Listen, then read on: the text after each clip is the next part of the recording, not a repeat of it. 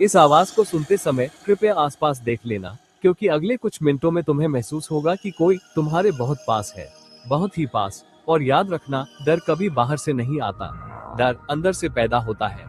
और आज की कहानी उसी चीज पर आधारित है जो आपके अंदर रहती है, लेकिन आपको पता ही नहीं चलता कब वो आपको अपने कब्जे में ले लेती है। धीमी सांस, तैयार हो तो शुरू करते हैं आज का अत्यंत गहन, अंधकार भरा दिव्य संदेश। कहानी का नाम है अंदर का कमरा। एक आदमी था, आरव। सबको लगता था वो ठीक है, हंसता है, बोलता है, काम करता है, लेकिन हर रात उसे एक ही चीज महसूस होती थी।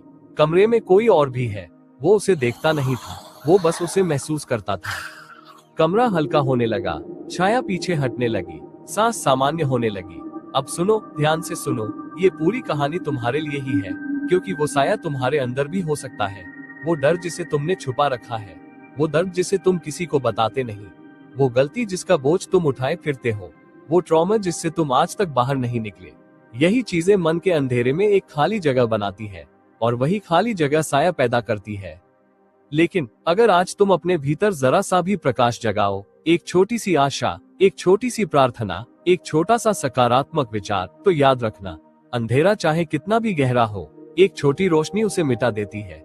तुम अकेले नहीं हो, तुम्हारे भीतर ईश्वर की ऊर्जा है, शक्ति है, आशीर्वाद है।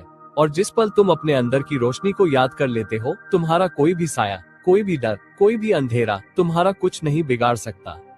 कभी बिस्तर के पास हवा भारी हो जाती, कभी दरवाजे के पास छाया ठहर जाती, कभी कान के पास एक बहुत धीमी हम्मम जैसी सांस सुनाई देती, पर हर बार वो मुड़कर देखता, कमरा खाली। कमरा हमेशा खाली।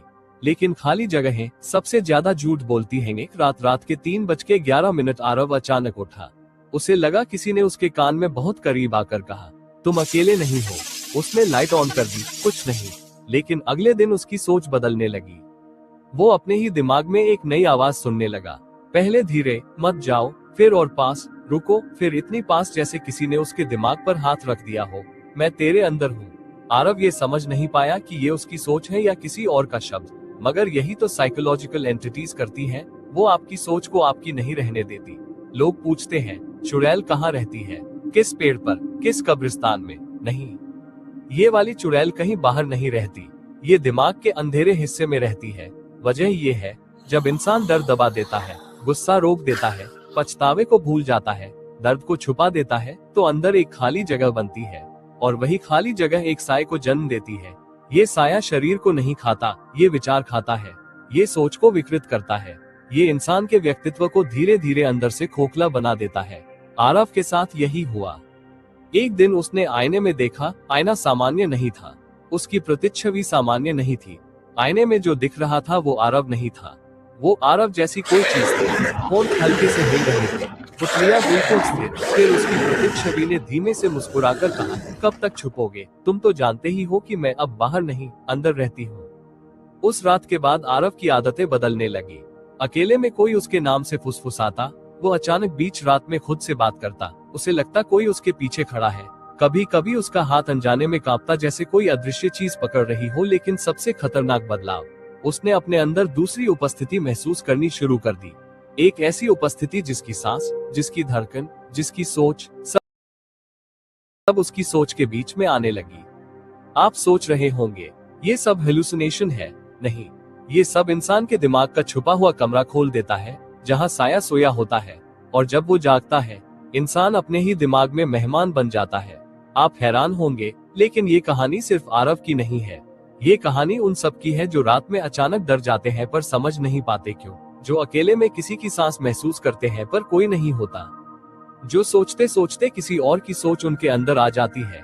ये चुड़ैल बाहर की नहीं है, ये डर, ट्रॉमा और अकेलेपन से जन्म लेती है। और जिस इंसान का अंदर का कमरा सालों से बंद हो, उसे खोलकर ये उस पर राज करने लगती है।